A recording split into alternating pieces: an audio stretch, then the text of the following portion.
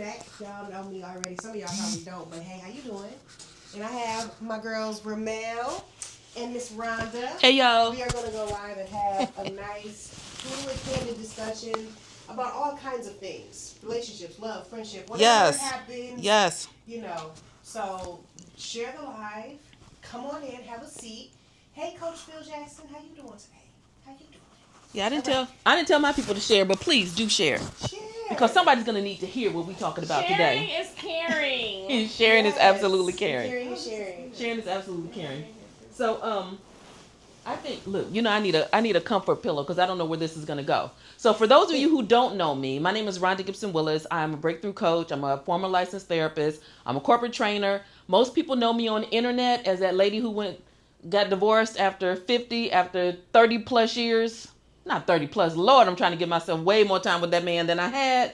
But Been there though. Almost 30 years with the same man. And right now I'm navigating this new transition. And so when I say shift queens, I mean we are shifting in different transitions in our lives. So I've been sharing a lot of that on the internet with a lot of people.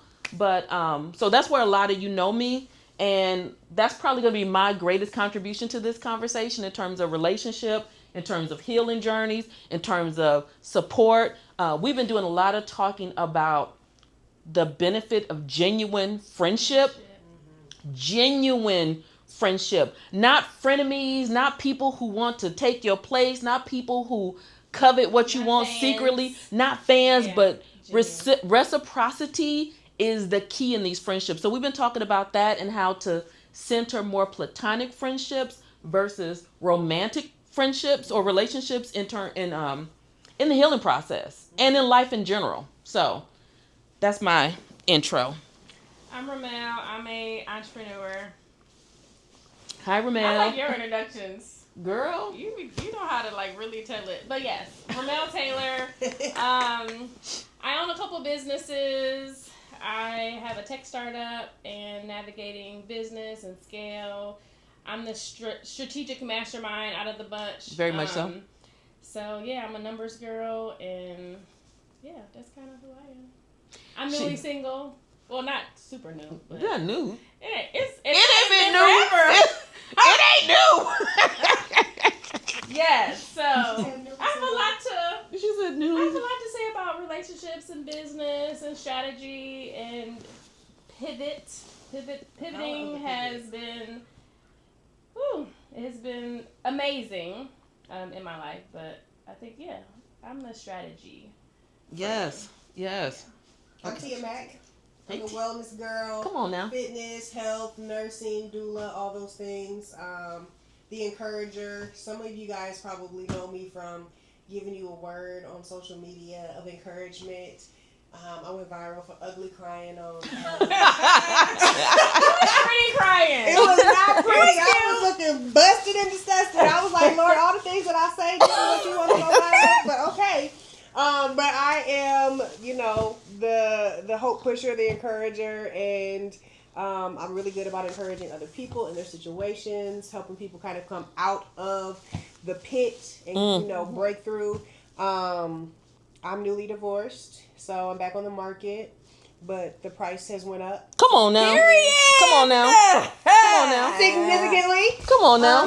So, we have a lot of different levels of discussion that we could go through with all of these things because we've all known each other for several years. Ramel and I, this was my first best friend. The first. Oh, they're so cute.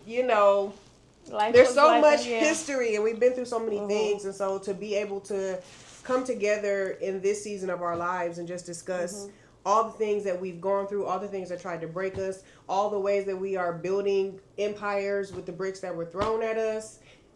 This is a power group of people, of friends, and we just have a lot to offer. We just want to share a little bit of that with y'all today. It's just going to be a good discussion. I was like, we have to share. We have so many amazing conversations whenever we're together. Yeah. And I think collectively we were just like, we got to share our discussions with people, with the world. Absolutely. I think there's a lot of people who can benefit. Y'all going to laugh. Y'all may cry.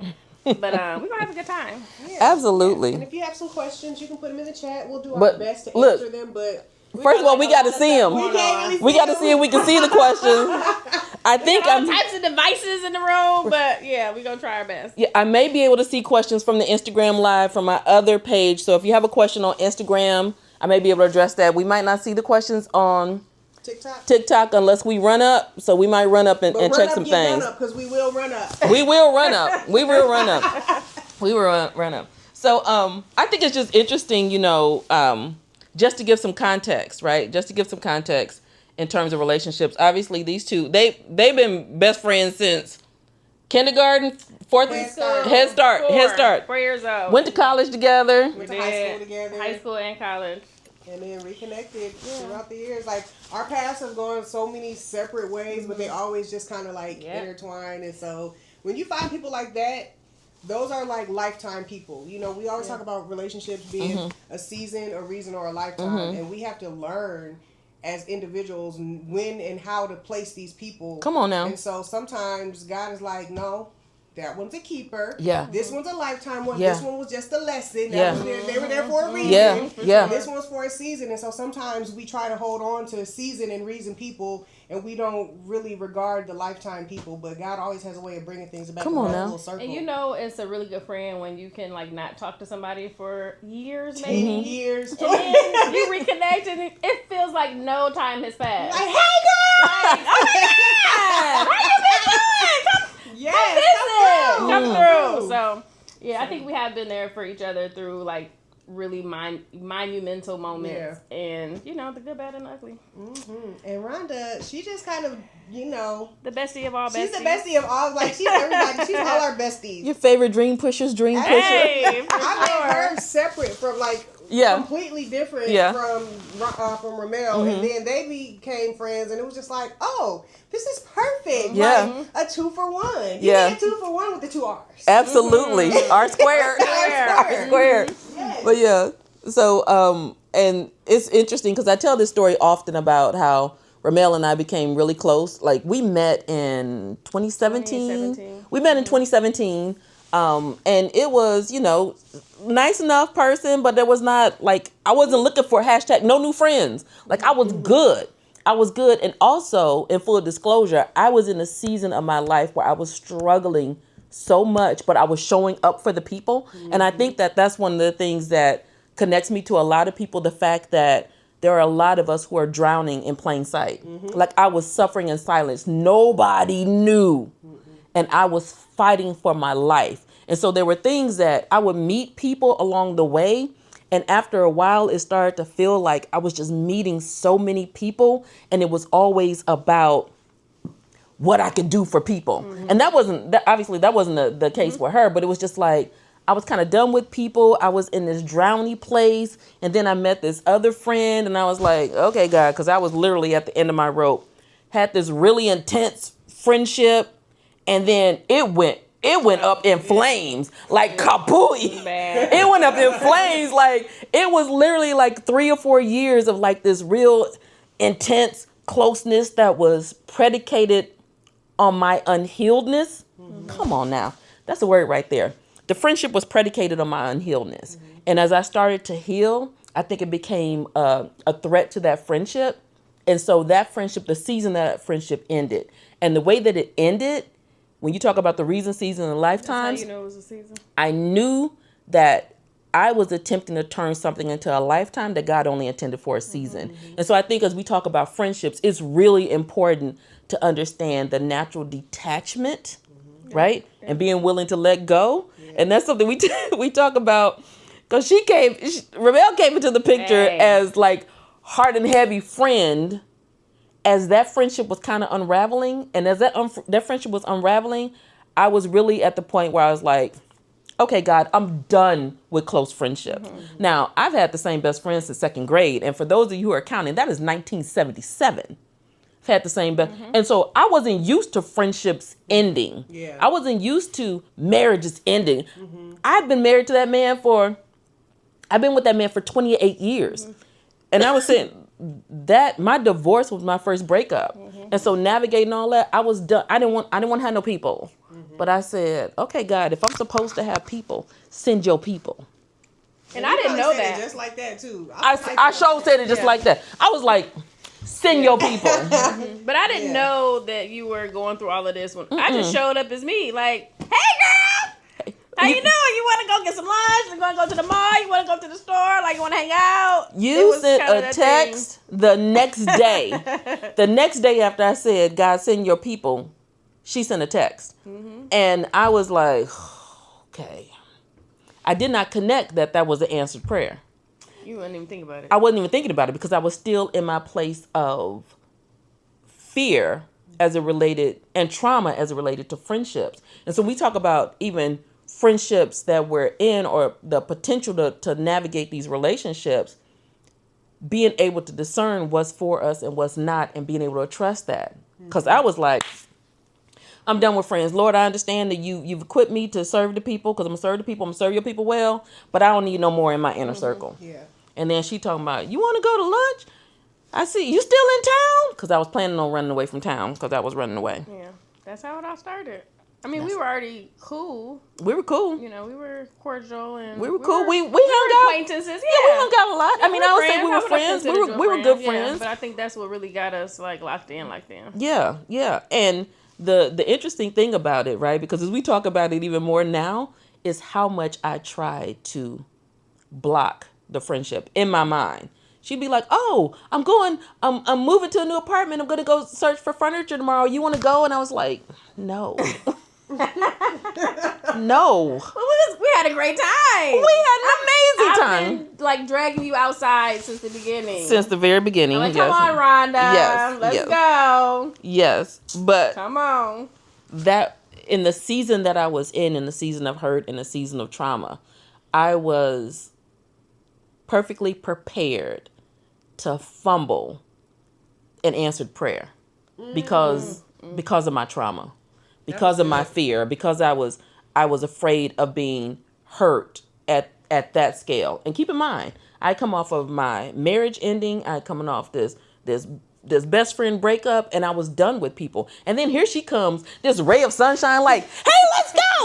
And then, oh, you want to go to Chicago? And I was like, no, not really, but I went to Chicago. And then we went to the furniture store, and the furniture store was closed. And we had to go back then like a couple No, days she later. said, you want to come back next weekend? We can make a weekend of it. And I was like, no. But I did. I don't take no for an answer. She don't take no for an answer. But again, I think that was in your part, probably in ways that you don't always recognize, how you stand up in obedience in your work, in your philanthropy, in how you support people, how you do that. And God knew the friend that I needed. Yeah, for sure. And I turned it over to God and said, okay, I trust you with this process. Yeah. But too many of us lean too much on our own understanding and will fumble. Because I don't know where I would be if I said no. Man, me either. But friendship is tricky. But friendship. But one day she called me over for a latte. Yes. And that was and it. then I called you to Houston. Like, you want to go? You want to move to Houston? I'm moving to Houston. You coming? That's how we ended up here. Because she trying. I'm like, listen, Houston. It'll change your life. Our conversation was not even a week ago. I know. Yeah, it was like, you need to. Why don't you come to Houston for the weekend? Yeah. Bam! And here I am. Come on now. and here I am. She doesn't take no for an answer. So I was like, let me figure out how to make this work. Okay. Yeah, let me move some things around, carry the one. Okay. Yeah. Yeah. They're like, it's Mother's Day. Perfect! Because I had just posted on my story, I'm running away from Mother's Day. I'm coming back though. But I ran away from Mother's Day. I was like, that's perfect. That's going to be the perfect Mother's Day gift because I have been in such a transitional season and I was, like you talked about drowning in plain sight, like drowning in plain sight. And nobody really knew that I was literally struggling to come up for air. And so I haven't had an opportunity to get a break or just get away or, just relax. Yeah. Go to a different atmosphere. There is so much benefit in changing your atmosphere, even if it's just for a couple of days. The clarity that I've had since I've been here, the revelation, it's like you can think clearly because you're not in the same space, in the same air, in the same situation, the same people doing the same thing all day, every day. And this was literally like CPR. Like this trip was like CPR. Yeah, I'm absolutely. so happy. Yeah. I'm glad you came. I'm so glad I came. We've been having a blast. It's been the best weekend.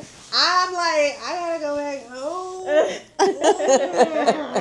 There will be more weekends. There will be Absolutely. more weekends. Yeah. Absolutely. And listen, I might end up in Houston. I don't know. Come on Houston now. look real good. The air in Yes. Houston is It's like different. Come I on was now. like, when she picked me up in the airport, I was like, oh.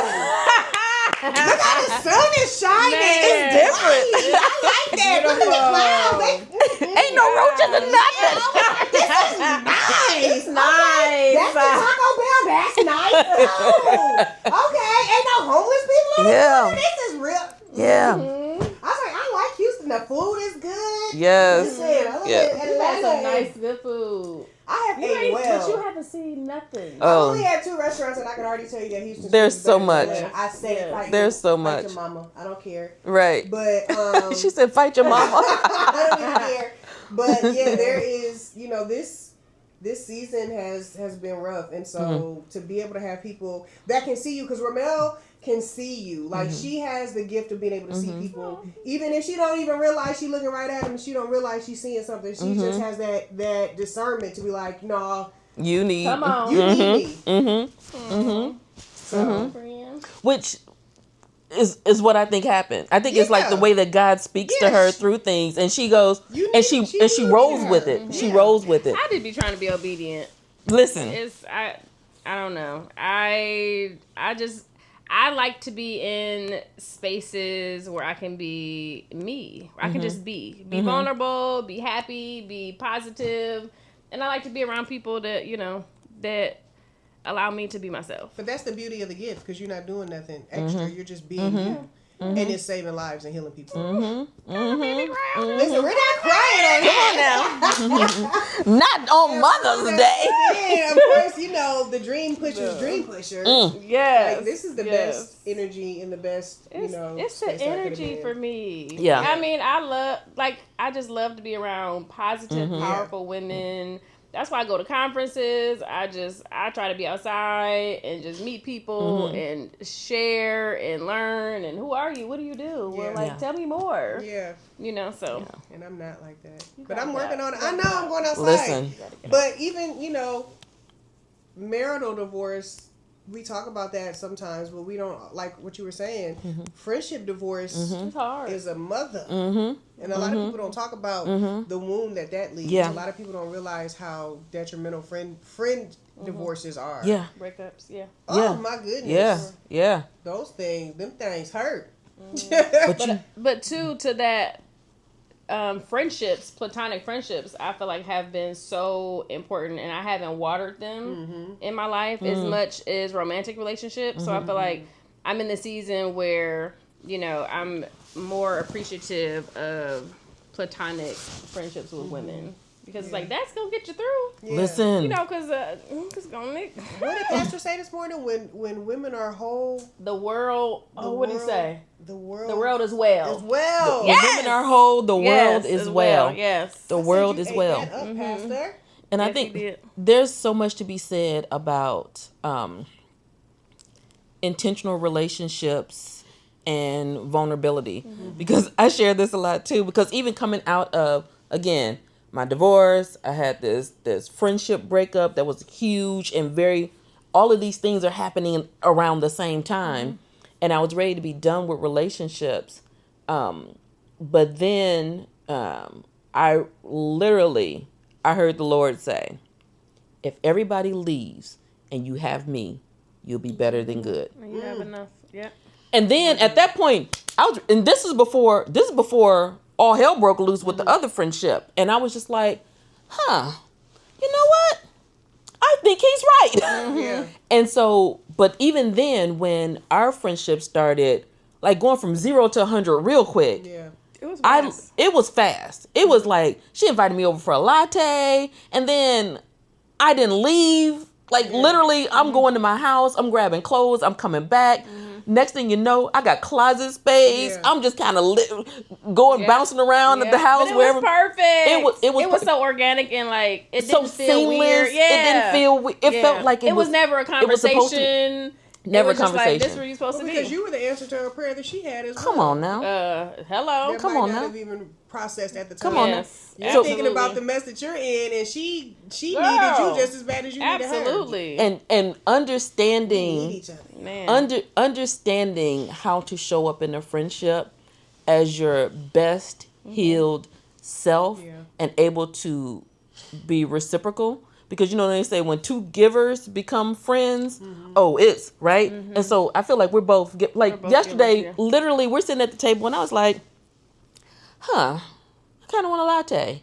She was like, you want a latte? I'll make you a latte. She just got up and made me a latte. You would do that for me. And then that's what I said. I was like, but that's just how we Yeah, roll. And yeah. nobody's keeping track. Yeah. Nobody's keeping score. And, but I remember when we went from 0 to 100, where I was like, I kind of swore off new friends. I swore off best friends. And this is looking real best friendy. This is looking real best friendy real quick. I had to process the whole thing with my therapist because again, all relationships were a threat to me. And part of it was because I had not done all of my healing and I was still holding on to fears of abandonment, fears of detachment, fears of what happens if this doesn't work out. Yeah. And so I remember, and actually it came up as a memory the other day. And I'm processing it with my therapist and I'm like, yeah, this is feeling real dangerous to me. And my therapist said to me, she said, she sees you. I do. She sees you. And I was like, oh, stop. Because I ain't trying to cry on the internet. Not today. Not today. But when she said she sees you, and for me, it becoming more, having more trust in my ability to handle if and when it ended. And I would say something to her that would get on her nerves. And she'd be like, why are you being so weird? What was that thing I would be saying? Now, just to let you know, if, a week goes by or a month goes by and like we ain't friends, I'm going to be okay. It's going to be okay. I'm like, We can still be friends. It doesn't have to end badly. Stop saying that. Like, you're You being like- weird. you like, like- you would say that like every couple days. Just so you know, if we like stop being friends, I just want to let you know that it's going to be okay. I'm not. I won't be mad at you. Girl. I won't. Because again, like I had been in a space where I felt like anybody who got really close to me, like anybody on the outside of the perimeter, they loved me. Oh, the people loved me outside. But the people who were close, and you've been saying that since 2018, 2019, get you a Rhonda. Yeah. And then you got you a Rhonda. You was like, I'm not letting go. Moving to Houston, you coming? I was like, why the hell not?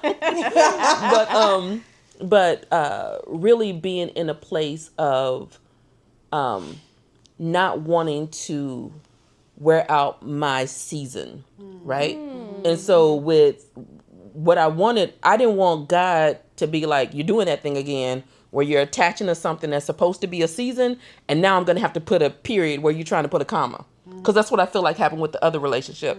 Because it just got so fucking weird. It got weird. It got so weird. And then when it got weird, I was like, I missed an exit. Yeah. And I didn't want to miss an exit, and it got weird. So instead, you was rushing to exit. Girl, I was like, let's go. Yeah, but I think I was able to be like, okay, you don't need to do that. It's fine. And we have not had any type of. You haven't been annoying. You haven't been. I could be very annoying. I don't. So somebody had mentioned how like some friends. I'm like, I've never felt any of that. Like it has never been. We've never had a misunderstanding and argue like nothing. It's been so smooth. seamless and like That's what even you though know. it's like it's never been like just no confusion. Like ease, flow, and alignment. alignment. Those have been my words. Ease, flow, and alignment. Yeah. And but as we talk about friendships and knowing what, how to, I mean, obviously you can have blips in your friendship and it still be a God ordained or something that's meant to teach you something. Yeah. But I was very intentional about saying, Lord, this year I want ease, flow, and alignment. I want it to be so evident. I want it to be so obvious. Like, I don't want to misunderstand anything. And I think as it relates to friendships, right, I don't think enough of us put it in God's hands. Right. And when I was in that fear place, I was like, it was all in my hands. And I was like, I don't want to fumble this. But then when I turned it over, I was like, okay, God, whatever it is. Because even to this day, if tomorrow you say, you know what, Rhonda, I've decided to go another way, I'm going to be like, okay, because I can only imagine what God has for me next. Because he has continuously upgraded. It ain't never been a downgrade. But I think that comes with doing your own healing work, right? Because both of us, we've all had to do healing work to be the friend that we desire. Right. Yeah, No, so. for sure. And I don't think we put enough emphasis on praying over friendships. Come on now. We talk about praying over a relationship. God, if this is the man for me, if this is this, if he's the one, then give me a sign and all that. But we don't do that with friendships. Yeah. But we really need to do that with every interaction that we have. Absolutely. Everything, with every single thing. The Bible says to pray without ceasing. And that means like without ceasing. All things. We should be praying about everything. Like, okay, God, should I eat this today? Should I go left? Should I go right? Yeah. And we don't think about how incorporating. And that's just as simple as, that's prayer. And people think that like prayer is like, oh, hallelujah, blah, blah, blah. But it's literally like, okay, God, what are we doing today? Yeah. Is this the person that should be in my life? Is this the friend that I should have? And I think it seems weird, and it seemed weird not just because of the weirdness of the ending of the friendship that you had, but it's so rare for Black women to be able to have genuine relationships, especially these days. And so it looks weird to people on the outside that don't understand. Like, some people might be looking like, that's weird, or they might be like, what they got going on, blah, blah, blah, but that's because we've had so many toxic friendships in our lives, even starting dating back to childhood. So that when you do have a genuine person that comes in your life, you don't know what to do with them, because you're like, this is okay. Is this genuine? Is it not? At what point is she gonna turn on me? At what point is she gonna be jealous of me? At what point am I gonna hear she talking about me behind her back? Those types of things. And so, what you guys have is very, very rare, and a lot of people won't be able to understand it because there's been so much friendship trauma in our lives, especially as Black women, to not know what it looks like to have a genuine friend like that, and it not be nothing weird or kinky or strange or nothing like that. Y'all just genuinely are aligned people. And it works. And everything that you guys have put in place works for you and your families and your households and your businesses, like all those things. Everything. And that's really what friendship is supposed to look like. Yeah, it's a lot of alignment.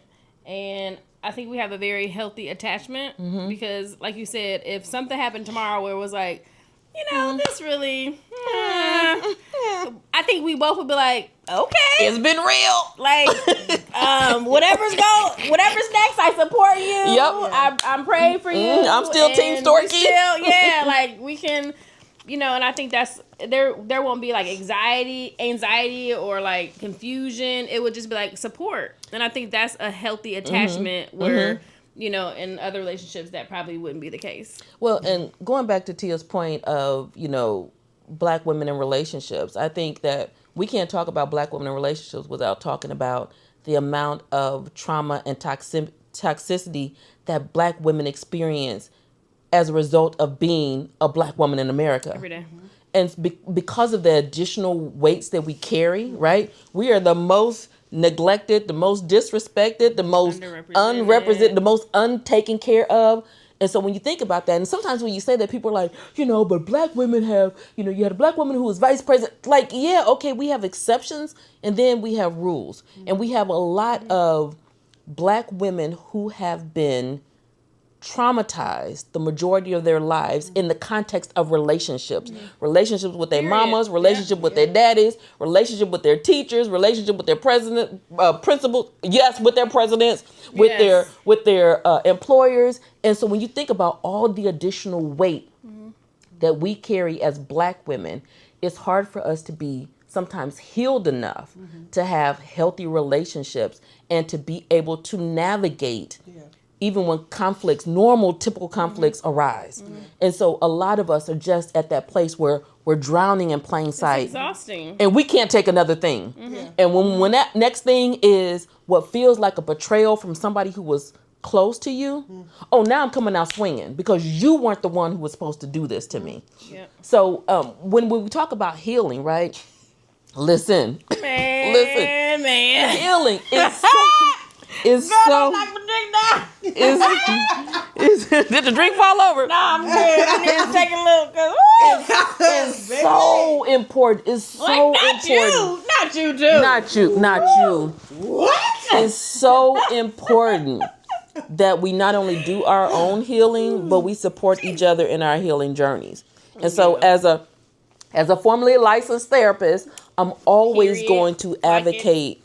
I'm always going to advocate therapy. Because again, I mentioned I was a therapist with a therapist, and there were times that she would say stuff to me and I was like, yep, that's exactly what I would tell somebody else. But the thing is, we need objective people outside of us who can see things. Because I could have been talking to Tia, and Tia been like, Rhonda, that's crazy. You know, Ramal, blah, blah, blah. Because it would have been subjective because you already know. Yeah. An objective person who doesn't know her, who is just like, this is what it sounds like to me. Yeah. And I go, you don't know nothing about her, but you clock that. Yeah. Right? And being able to lean into that process. I don't think enough of us go to therapy. I know that there's not enough black therapists. And I will tell you, as a black woman who was a licensed therapist for a number of years, I felt bad about giving up my license last year because of that. Because it was only 4%.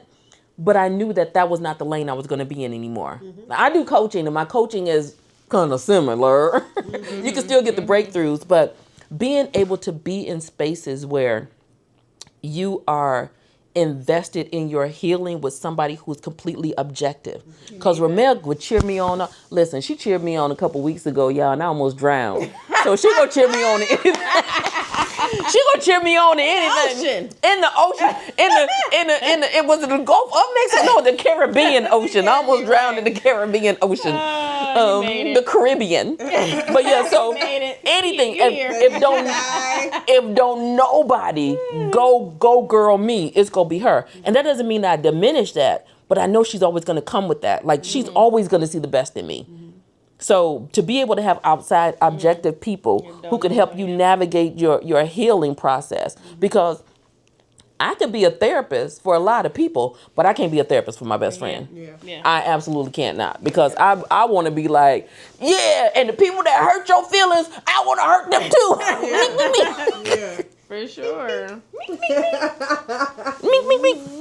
You know, you don't always know what you need. I think even when we got really close, I was, a year, maybe a year and a half divorced. Which is crazy, because it seemed like you've been divorced forever. Therapy. You know, everything was great. I was in what I thought to be a really great relationship, but it was what I was about to go into. So it was like, I didn't have the friend prayer, like, Lord, give me a best friend, but he knew what I was about to have to deal with, and I couldn't do that by myself. Shoot!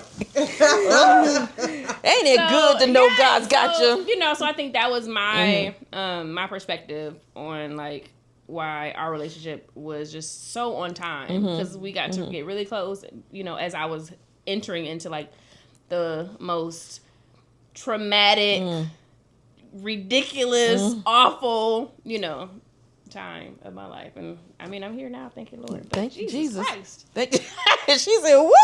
It was a time. It was a time. It was a time. Christ. But yeah. But I think that there's a level, like, you have to be in a space of healing, wholeness, trust, and not just trusting other people. You have to be able to trust yourself. So one of the things I talk to my clients about a lot when you talk about navigating relationships is you have to be like the bird on the branch. The bird on the branch doesn't sit on a branch trying to figure out how to keep the branch together on the tree. The bird on the branch focuses on how to fly. So if that branch falls, they can still fly. That's what it looks like to trust yourself. And so we have to get in these spaces of trusting ourselves and trusting God and leaning into those things. And so I think that's what makes, when you're able to do that level of healing and you're able to benefit from mutually beneficial relationships, because I think it's easy as a giver and a recovering overgiver to get real lopsided in relationships real quick. It's very easy. And so, yeah, definitely friendships. This is, and I said that to you, if I had not leaned into that, I don't know where I would be. I would not be in a good place. And for givers, you are fed the more you give. So you can give and give and give, and it gives you what you need. But if you don't have somebody to reciprocate that, eventually you're going to be empty. Yes. Your cup is not going to be full. It's going to be terrible. And so to be in a relationship with another giver, it's just like, it's like clockwork. Constant. Yeah. Because it's like, I don't even have to think about what it is that I need, and here she come. And vice versa. Yeah, absolutely. But yeah, that's the process of that's the process of healing. that's the benefit of healing, doing the healing work and making And it's sure really that, the life cheat code. Yeah. You know, like a really good, a healthy, consistent friendship is, I mean, hello. yeah, You know, I mean, I think that's a cheat code. It works for me. absolutely. You know, without the other people on the internet. She said the other people on the internet. For those of you who can't hear her, she's talking about y'all. I think everybody should experience, you know, such an amazing, you know, a friendship like this, you know, so. And we talk about it a lot, you know, in our circle of friends and mentees and, you know, but a lot of people, they do say, like, what y'all got going over there? Y'all live together? And, like, you know, but it is hard for some people to understand, but it's the cheat code. Because people are like, Because they've never experienced something like that. Yeah. And I didn't see this coming. I really didn't see. I didn't see me co-parenting. Right. I didn't see me waking kids up, getting them to the school, and like all my kids are grown. Yeah. But I love it, and I recognize that like God knows who I am, and God knew what I needed. Right. He knew that I needed to be around this type of energy. Yeah. We laugh every day. Every single day. Every day. Big hearty laughs. And then we also are able to support each other through difficulties. And sometimes it's just a matter of being there. Like, girl, I don't know what to say, but it's really everything. Business, parenting, you know, men, health, anything. I don't think there has been a time since we've been really close that I was like, man, Rhonda really don't get it. You know what I mean? So, ditto. Yeah. See, I've had friendships where we've been that close and helped raise each other's kids and live together and all that, and they always ended really badly because I was always the stronger vessel in the situation. So I was the one that was the overgiver, that didn't know how to have clear boundaries, and when you're a give, it's easy to just give because you're just like, oh no, you can come. That's what I do. Yeah, you can bring the kids, you can have the car, you can have this, whatever you need. We can cook dinner together. We can put it, and then you find out that person was secretly jealous of you all that time, or hated you, or was talking, and then those things really, really hurt it. It makes you almost feel like Rhonda felt, like your heart is hard. Like, I'm not about to be, because it hurts. You know what I'm saying? And it's that level of betrayal. But, y'all give the people hope that it can be done and done genuinely. But that's also the benefit of having equally yoked friendships. Yeah. And relationships too. Yeah. It's not just relationships and, romantic relationships that you need to be equally yoked. It's friendships as well. Absolutely. Because if you're always, pulling your friend and you're trying to encourage them and you're trying to help them get on their feet and you're trying to do this and you're trying to do that and they have nothing to be able to pour back into you, or they can't hold their own, then you eventually are going to get exhausted and you're going to break their neck. Yeah. And I think it's okay for people to notice and not be obligated or feel obligated to continue to put a period or a comma where there should be a period, because I think sometimes we carry, just like we do with romantic relationships, they should really stop in year 2 and we just take it all the way to year 10. or the year 28 4 or 5 or like, 28. You know, like you knew that was over a long time ago. You know, and Yeah. not feeling obligated to like, well, that's my friend. I'ma just, you know, hang in there. But you know, like we've been talking about, like seasons, and lifetimes. It's okay to say, you know, I'm just on I'm on something else. And if I'm not, you have to get what you need and make sure that person has what they need. It really has to be, you know, just alignment is really what we've been talking about and living. But yeah.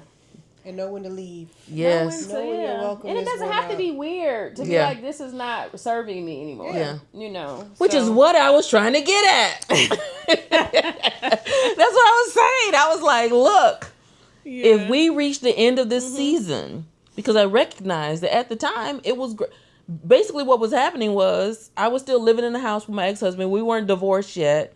He was living on the upper level. I was living on the bottom level. I was cool. We didn't have no conflict. We barely saw each other because he coming to work and we barely saw each other. We had a pretty amicable separation and divorce. And so it wasn't that, but it was literally me in my basement apartment by myself a lot. And what I learned about me being by myself is that when I'm by myself, back then, it's different now. Come on now, it's different now because I've had healing and me and God, we done worked some things out. But when I was by myself, the voice of the enemy was amplified. And so when she drugged me out of that basement, literally and figuratively, it changed things for me. Yeah. And so I recognized that God stepped into that because I asked him to. Yes, and that's the thing, you asked him to. I asked him to. Yeah. And I didn't really ask. I threw a tantrum. That's okay. I threw a tantrum. Either or. I threw a tantrum, and he was like, I've been waiting. Because he's a gentleman. He's not going to barge in. Because if I said, I don't want these people no more. But I said, if I'm supposed to do this, send your people. And it was an attitude, just like that. It was an attitude because I was done. I wanted to get me a little van, and I wanted to do van life, and I wanted to just drive around. That would have been completely. That would have been horrible. I literally would have driven off the side of a cliff. I promise you. Y'all would have been like, "What happened to that Rhonda girl? Girl, you didn't know." Yeah, it would not have been good. It would not have been good. But I think a lot of like understanding, like you posted today.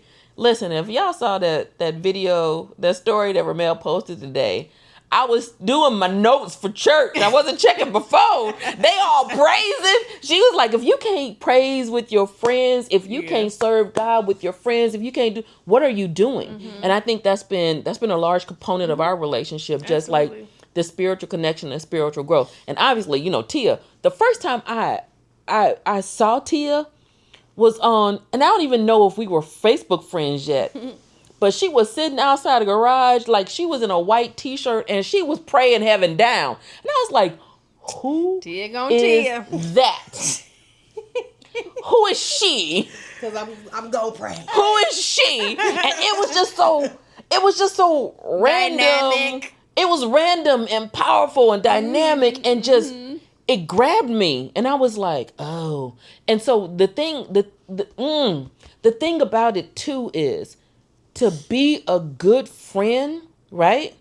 You have to understand that when you get good friends and you get good praying people like that with good hearts, you gotta level up. You do. You gotta level up. You can't fumble that.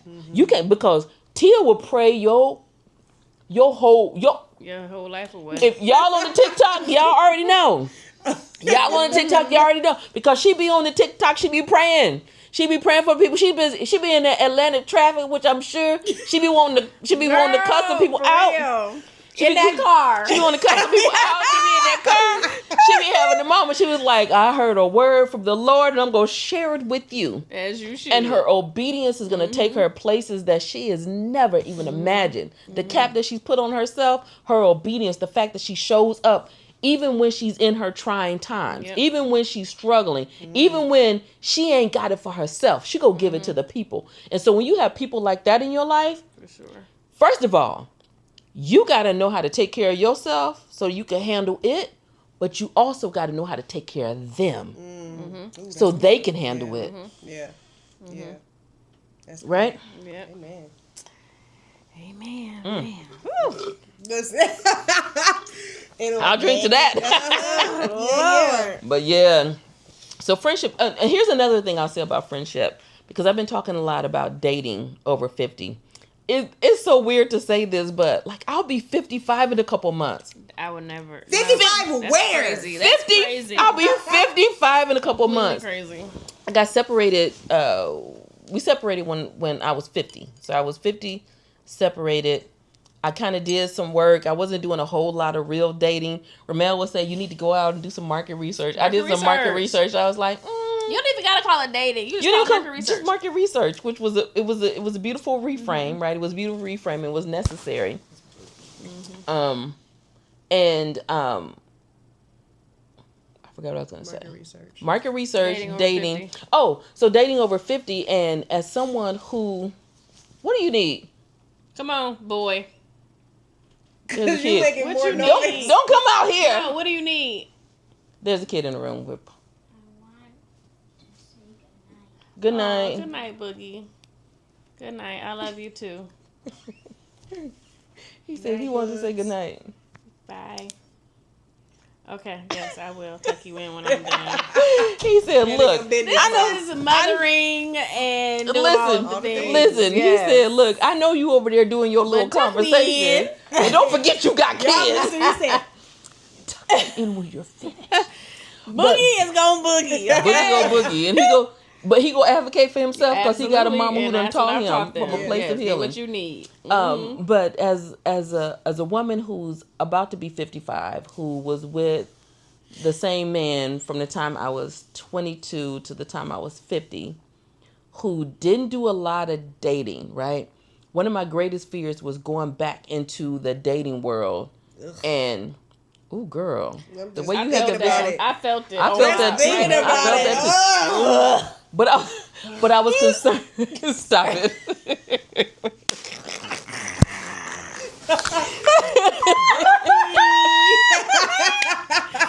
So That's so terrible. I was concerned. Hey, listen. I was concerned that I was going to be like that, but I was concerned that I wouldn't have the wherewithal to not put myself in a position of not being hurt and being vulnerable and picking the wrong guy, and these guys are shiesty and they're all like having anxiety around it. And one of the things that I started to reconcile and really even think about again, going back to that bird on the branch, is like I done built I could withstand another heartache. So instead of trying to avoid it, I just had to make sure I was focused on my healing, and I was healed enough to deal with what happens if I'm in some sort of relationship with somebody and then it doesn't work out, or they leave, or because I've had several relationships that started off and had great potential. Promise. Mm-hmm. But went nowhere. Mm-hmm. And I'll tell you what my cheat is. So I had this guy ask me, he said, are you afraid of getting hurt in love? And I said, no, not really. Because I tell you what I'm real good at. I'm real good at praying people in and praying people out of my life. Amen. And I'll say, Lord, if it ain't for me or if it's not going to work out, let it be known. Let the people go. Let it be known early. Let it be. And so when somebody fades off, I don't go, the dating pool is full of pee. Everybody's toxic. Everybody's this. I go, I have met and I've had some experiences with some amazing men. I think I've been blessed in this process because the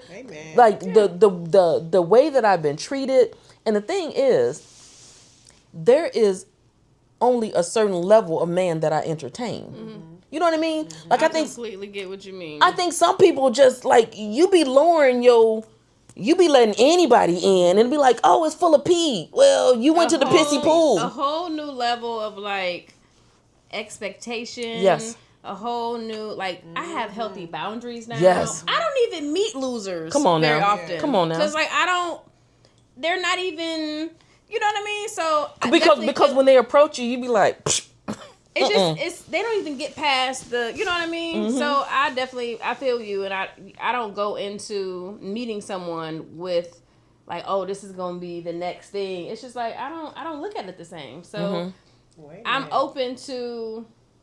I just feel like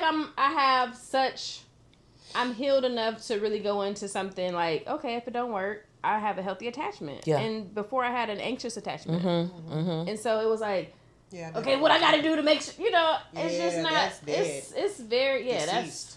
I don't even show up the same. Yeah. So a lot of the stuff that would have happened or happened before in previous relationship, that's not even a thing, you know, so. Woo. Healing has benefits. Healing, and one of the things that I know. Okay. Can't take another heartbreak. Listen. Listen. Girl. Listen. I ain't got time. Yes. Yes, Mama. Hurry up. Will my dirty clothes be ready by tomorrow? Are they in the laundry room? Sure. I can make sure they're done by tomorrow morning. Okay. Okay, bye. Good night. Good night. I knew we weren't gonna go through this without. I'm like, either Boogie gonna kick a soccer It's gonna kick a soccer ball. ball. There's gonna be somebody. Yeah. I'm thirsty.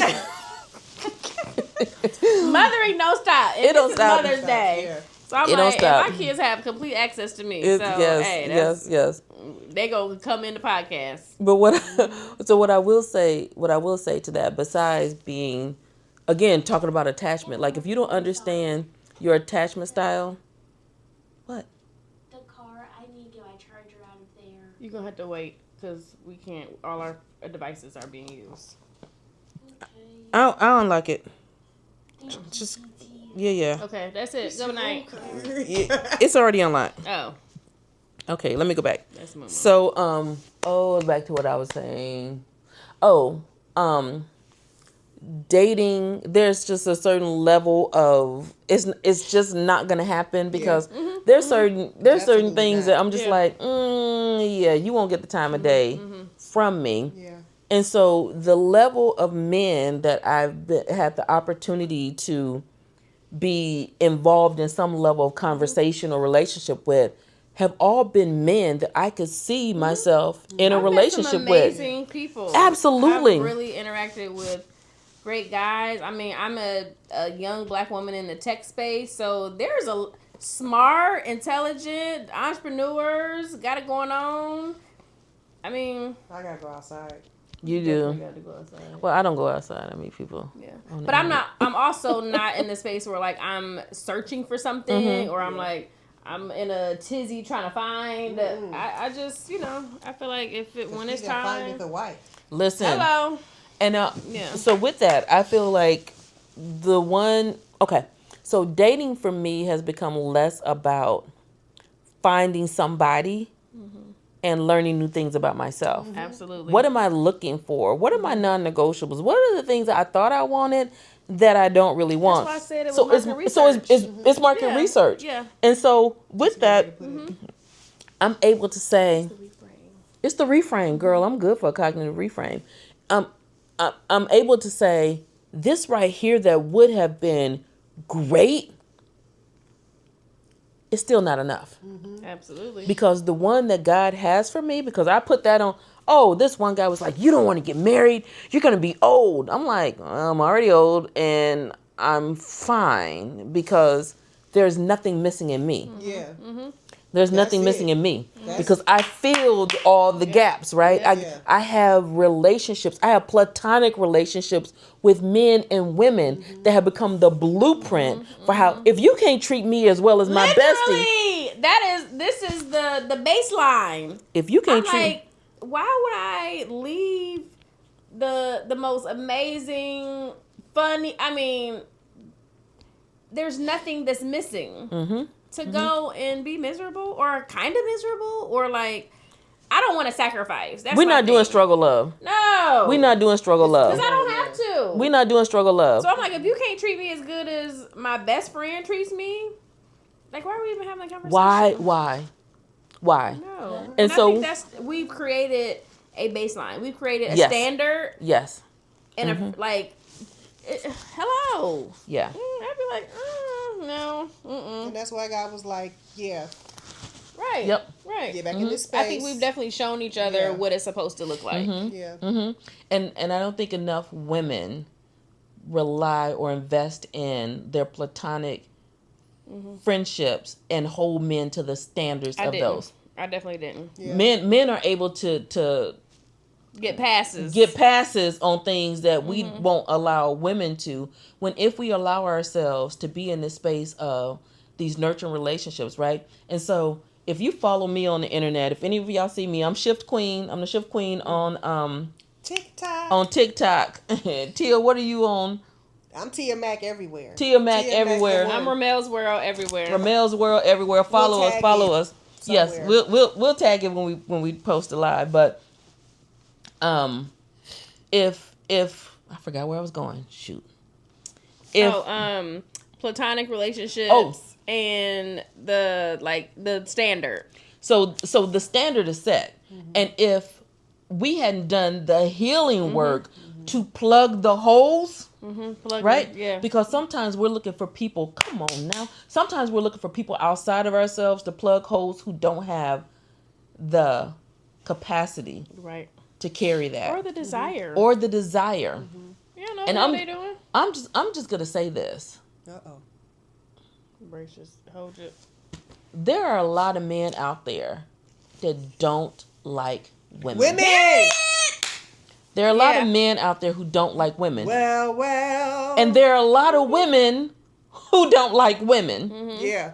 So find you some people who love And I women. love women. We love women in There's a a like lot of I men want to out see there my that sisters hate women. that hate Yes. women. And so but they'll get in relationships with women. And so you have to be able to identify Yes. a baby. he-man woman hater. Yeah. You have to be able to identify that. And for those of you who follow me on TikTok, you know that anytime I post a video, I would literally post a video that says, I got divorced 2 years ago. I'm 55 and I'm happy. And some man will come in and say, you should have stayed with that man. Ain't nobody gonna want you.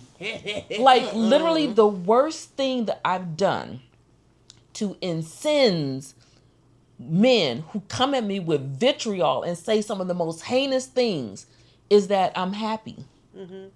Because God forbid you be happy without a man. That I'm happy. mean, what? God forbid you be happy in your own life. That I'm happy. And so for a while I kind of got tired of having to deal with it. I got tired of, I post a video and I'm just happy and I'm dancing, I'm doing my little TikToks and everything's good. And then here comes some man. And it's not that it's sad for me. It's just exhausting. It's disappointing. Yeah. It's disappointing. And people will say things like, Rhonda, why are you responding to the haters? I'm not responding to the haters for me. I'm responding to the haters for the women who follow me. I have women who follow me who are at various levels of healing, who have heard those things and they believe it. Yep. And I want them to see, this is how you respond to it. Yep. This is how I need, because my responses be responsible. They really So do. do. Oh, you be eating them up. You be eating them up, tearing them down. Sometimes it be getting too good to me and I have to repent because I'm like, I'm dealing with a level of intellectual and emotional deficit. And as a decently intelligent person, and I'm not going Hello. Oh, no. We're not accepting that. Rhonda, Okay. really? okay, We're well, not doing that. No. I'm just saying. And Rhonda emotionally got it going intelligent, on. right? Period. And emotionally intelligent. I know I can rope a dope. Yeah. I can rope a dope, and I will. And so there are sometimes I have to be like, okay, Rhonda, now you're taking it too The far. reeds be reading. Rhonda will tear your butt up and But don't I you only come do up it here. if There a you couple times when I'm like, let me get out this Right. people comment. listen. But I only do it if it's because I want other women to see that we don't have to. You don't have to listen to a man telling you that if you are happy, you will never have a man like them. Yeah. We don't want Sir, thank you. Dusty. Right. Thank you. Everybody Thank you. Raggedy. But on the other side, right? Because I don't go into it thinking the dating pool's full of pee or men are horrible.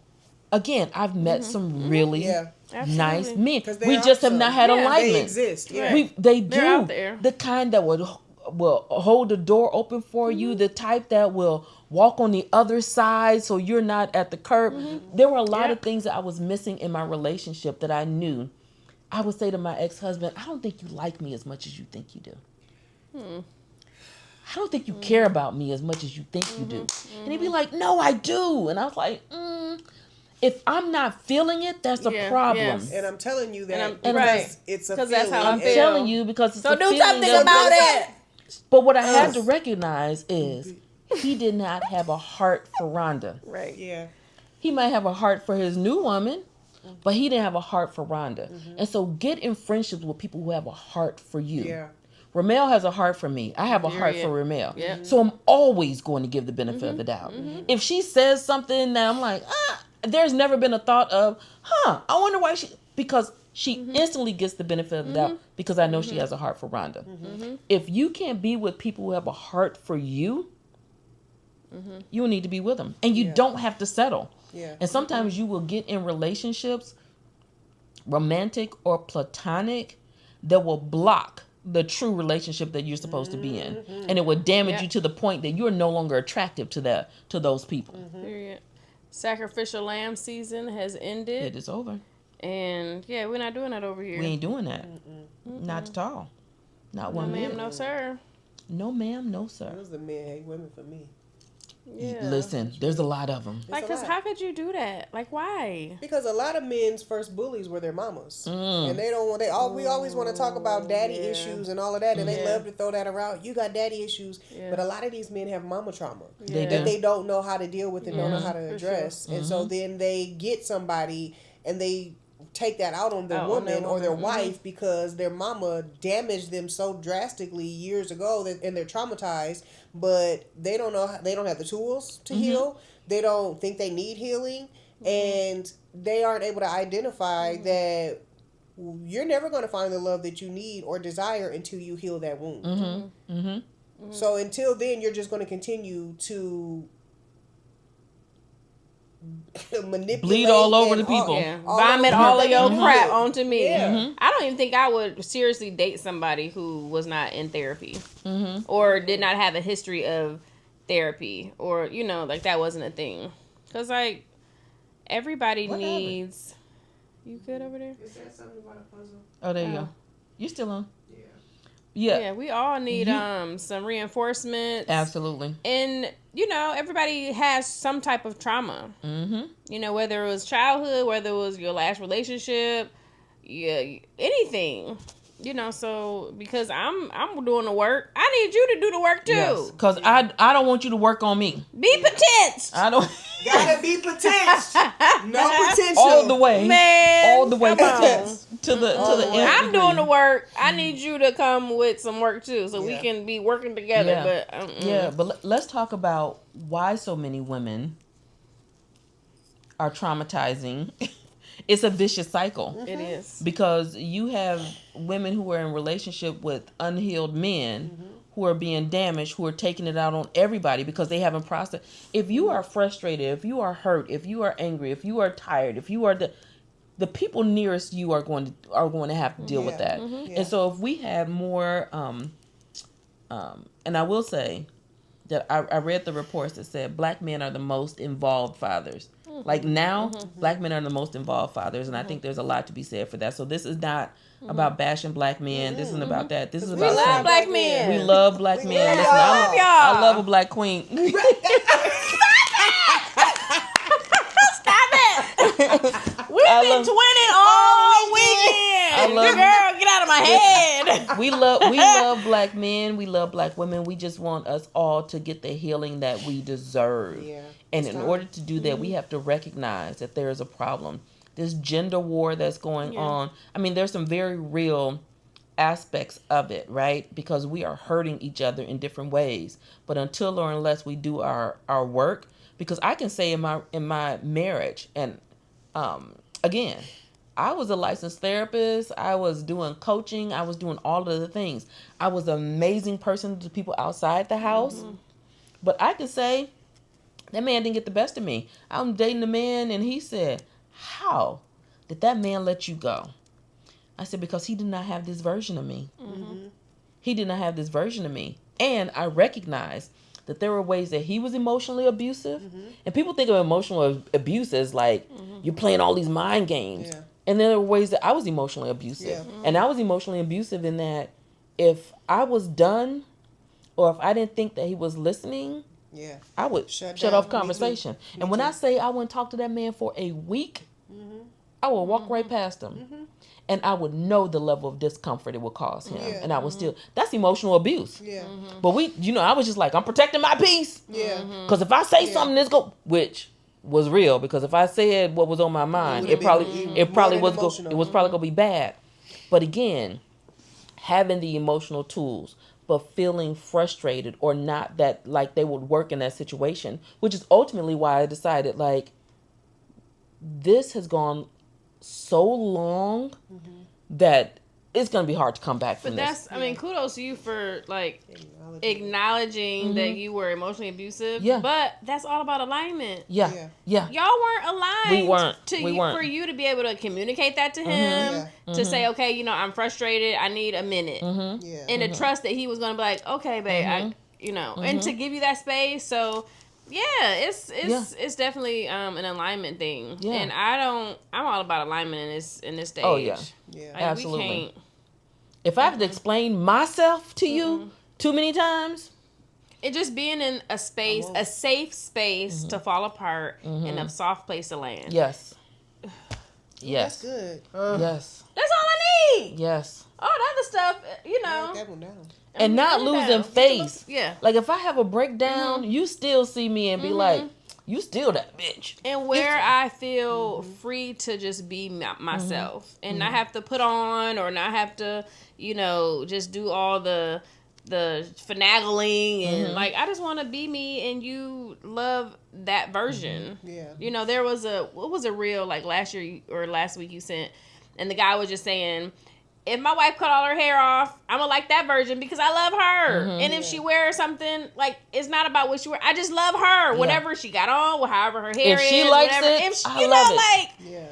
Yeah. And so that's why a lot of women feel like, y'all just don't like us. Yeah. Because what difference do it make? Yeah, really. Yeah. At the end If of the I day. go cut my hair, okay, yes, you love my long, beautiful hair. But if I cut it because that makes me feel good, or it's just maybe something I want to do and try, why now is it like offensive to you? Yeah. Like, what difference does it make? You know, because you should love me, not just love me in my hair. Right. Yeah. So Ooh, which brings me to the point that love is not enough. no, I had to learn that. Darn Love is not enough. Oh, but I love him and he loves me. Love is baseline. Love is a baseline. I love that's the bare trees minimum. and apricots, but Yeah. right? You ain't Like, eating apricots every day. ain't eating apricots every day. Like it needs to be nutritious. It needs to grow, make me grow taller. There needs to be something, some other benefit. And so when we look at relationships and we allow ourselves to be connected under this guise of love, which, by the way, a lot of what we think is love is really a hormonal hijack. So we talk about these hormones and we talk about, but I loved him so much at the beginning. There's a hormone that's produced that's only job is to attach us to people. Like when you remember when they put your baby in your arms for the first time and you were like, oh, what is this feeling? Oxytocin. We get the oxytocin. It's the oxytocin. You're under the influence of oxytocin. And so when you're Hot like, girl. I'm just trying to get what I had the first 3 months. The first 3 months of the relationship where you feel those feelings honeymoon. is really just you under the influence of drugs. Yeah. You're under the influence of oxytocin. And so when you're chasing Jason, you're trying to get that feeling back. Recognize that part of its design was to build an attachment. And so if that's the only thing you got going is you remember how good it was in the beginning, keep in mind you were under the influence of a drug whose job was to bond you. The reason we get oxytocin when we get those babies in our arms is because it's going to be so difficult the next year that if we weren't that bonded to them, we would leave them. All apart. We would take that baby and give it to somebody else. Here, take this. Right? This is. But we get that too. So when people are like, well, you get soul ties with sex, like, it's oxytocin. Yeah. Yeah. I mean, they're soul ties too, but it's oxytocin. You just got bonded with that person, so you got to be real careful who you out there playing But with. that's why healthy attachments are so important. That's why And healthy we don't attachment. really learn that until Absolutely. we learn it. Yeah. Yeah, until you have to Experience until you do it the it. wrong way. Jesus Yeah. Christ. So if you get nothing from this, I mean, you got a lot from this. But if you don't know what your attachment style is, go on the Google and go to an attachment quiz. There's a book called is it Attachment Styles? Attached. There's a book. If ask me about it later, but there's a book that talks about the different attachment styles. It's the book on attachment. But understand what your attachment style is. Are you anxiously attached? Are you avoidant attached? Because if you're avoidant attached, then you go run at the start of anything that looks like it might be a thing. You go run. Anxiously attached, you go chase. And guess who tends to get together the most? Them two. Anxious and avoidant. So one of them's running and one's chasing. But when you recognize you are anxiously attached, or if you're avoidant attached and you want to fix that, now if you're securely attached, you can help an avoidant attached person become more securely attached. But if you don't know what your attachment style is, and you've not done the healing work to become securely attached, you are not ready for a relationship, because you're either going to be running or you're going to be chasing. And both of them is terrible. Both of them. Both of them. I don't ever want to do that again. That's awful. We ain't doing Hated it. it. Tomato. Do not recommend. 0 out of 10. 0 stars. Oh, jeez. Yeah. Jeez. What else we got? Look how much time how long we been up here? How long we been up here? Yeah. Let's see how long. Oh, it's 9 o'clock. Yep, it's 8:52. It's 8:52. I don't know. Maybe we do we commence? Want to pull a card? Sure. They right over there on the side. Oh, we've been playing this card game. Oh. She said, "Take your got any time." What's the Questions rush? from the audience? I don't see any No questions. questions on TikTok. Okay. Listen, we're gonna have plenty of snippets though. Come on now. Yeah. I gotta get all these. Yes. Oh, we should do self. So, Ooh, that'll be good. what book is this? What? We got put it on- self. We got show the people what we friends. doing. Oh.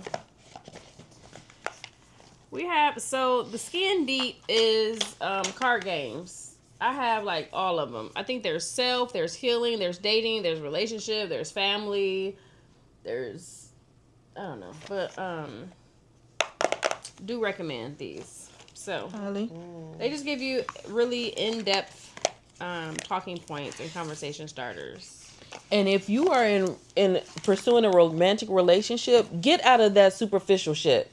Cause them superficial conversations, yes, what are you doing? I made a reel the other day that talked about when somebody asks you what you're looking for a man, don't say all the things you're looking for, because you're giving them a blueprint. Yeah, but they being gonna able try to do ask all of them things. these type of questions are more behavioral. Like you're able to see, like, you know, you might want to ask. Tell me, what would your ex-wife say about you? Period. She would say Oh, I'm scum. okay. She said, scum. She said, take your time. What's the rush?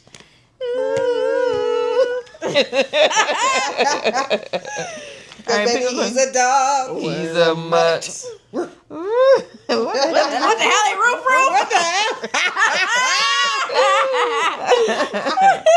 hell? What concerns you the most when it comes? Oh, this is for like healing relationships. Oh. Well, we can give them an example of a question they So can an ask. example of a question is, in terms of our relationship, when do you feel most secure? Ooh, That's a good question. That's a very good It's a question. very good question. That's a very good question. When was the last time you felt really connected to me? What concerns you most when it comes to our relationship? These are really good questions. I gotta get all of these. So I have the friend edition. Yeah, most people don't answer. What's the most unique thing about me? As my friend. That's a really good question too. The most unique thing and about me. you think about you, the most unique thing about you, Yeah, Rhonda. as a friend or in general? However you want. Because I can speak to in general. I think the most unique thing about you is that you carry both visionary and implementer energy. And most people have one or the other. Like you are like Walt and Roy Disney. And most people don't do that. Now, what's the most unique thing about you and our friendship is I trust your leadership. Aw. So I trust yours too. yeah, so like You're so corny. so with that means like even if there's something I don't want to do, I'll do it. Or even like and that's been even from the beginning where I was just like, no, I don't really want to, because it always works out. And like, you are the most probably dependable. Ooh. Oh. You know, that's not Come on common. Mm. Yeah. I mean, people do stuff and be like, okay, but you know, like being a cheerful giver, because I'm a cheerful giver. Yeah. Yeah. And it's hard to find somebody that does what I do. Mm-hmm. You know, because I'm like, I'm not going to complain about it. Like, what we doing? What we doing? Yeah. Yes. Hey, Yes. that was a good one. Thank you. Oh Lord, that's that one. 15 years from now. Okay, 15 years from now, how do you think our relationship will change? I will be rich, bitch! No, this is 15 years from now. 15 We're years be from on an now. island somewhere. I will be 70. That was so just retarded. Okay. I will be 70. I can't imagine. You're gonna be a bad man with I will be 70 15 years from now. Yeah. So you're going to have to push me instead of pull me. You're gonna be the most fly Right. 70 year. I can't even. Listen, We're I gonna will be be- 55 and 70 still like That's doing crazy the to electric me. slide. okay, I think so. Because when I think about my aunt who's 75, Yeah, you're not gonna. she's still 70's doing not old. the It's what you call not. it? Okay. No. You know But I'm how just old you like, feel. You're youthful. No. that I am. Oh my gosh, I was talking to some guy. He was like, "Well, how old are you?" I was like, "I'm 54, but energetically, I'm more like 38." He was like, "What do Yeah. you mean energetically?" You I was definitely like, need to date somebody younger than "There's you. no You ain't- alignment." Yeah, you ain't the one. Yeah. I'm telling this old one, give me a run for my.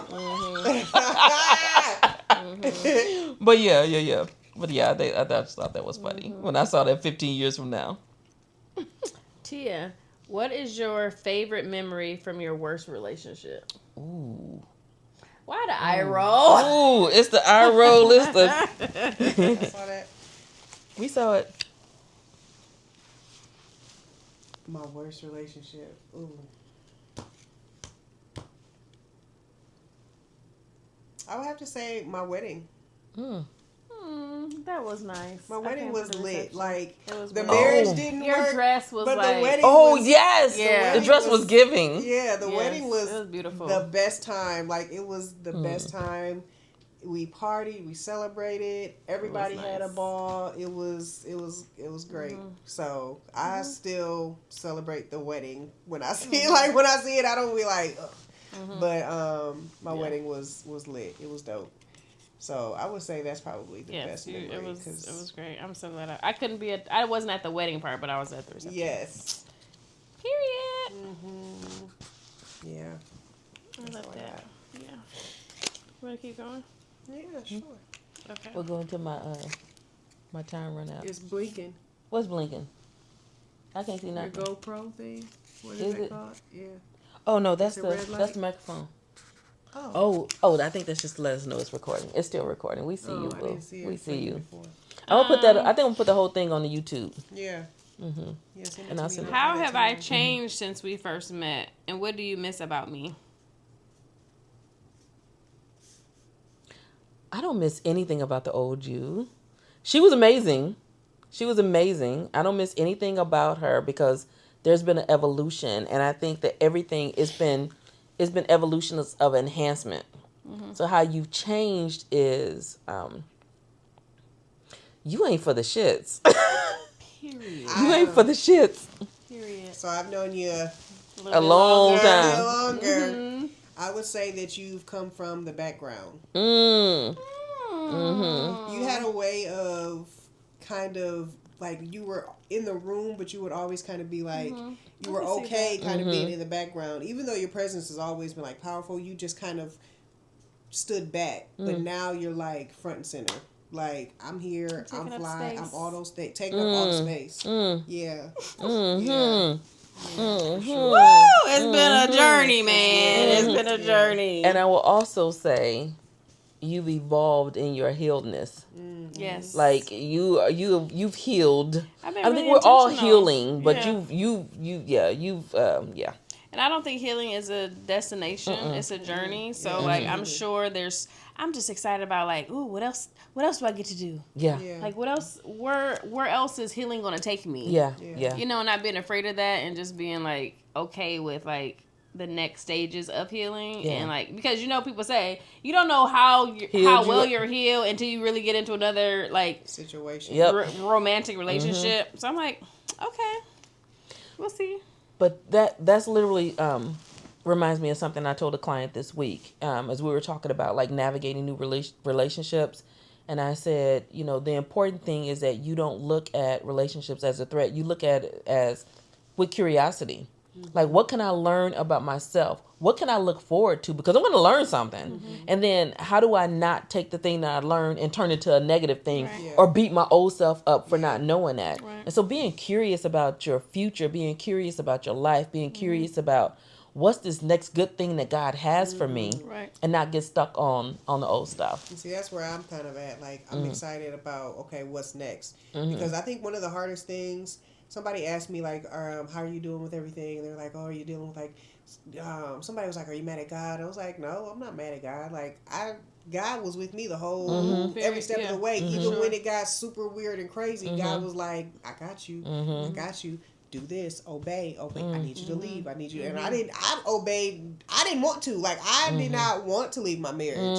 I was ready to fight for it. I was ready to do all the things, like, whatever it took. And God was like, let him go. And I was like, but God, like, yeah. It's hard to be obedient. This is my, I thought this was my, like, I thought this was what you wanted from me. Like, what do you mean? And then you're dealing with, okay, but what does this look like? And so having to obey with not knowing what the outcome is, and then just continue to do it, even though it hurts like hell. Yeah. And so I grieved through it, through the whole separation and all that other stuff.